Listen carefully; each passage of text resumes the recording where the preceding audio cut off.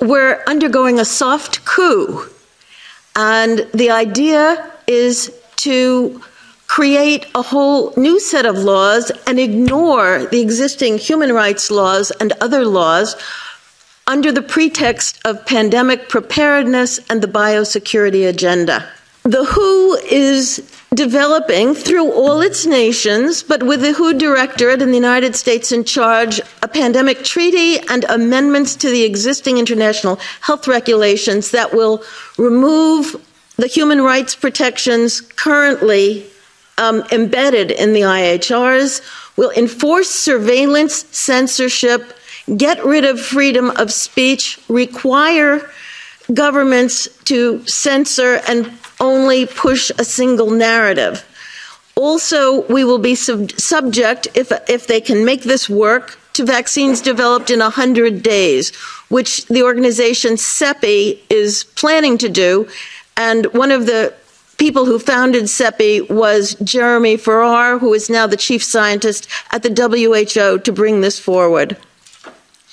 Other things that the amendments do is to bind the states so they're no longer recommendations but enforceable edicts, provide a liability shield, get rid of intellectual property rights, move supplies from one country to another, enforce digital passports, and the Director General of WHO can demand that a pandemic or a potential pandemic exists. He can just declare it with no standards, and then countries around the world will have to obey. Also, the WHO will tell you what drugs you can and can't use in your nation once a pandemic is declared. Obviously, the budget will increase. One Health is another part of this.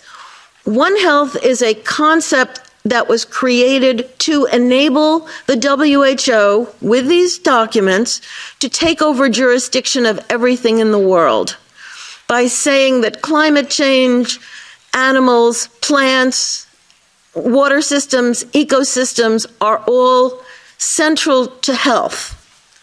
Also embedded in this concept is a peculiar notion that humans are no longer of greater value than animals.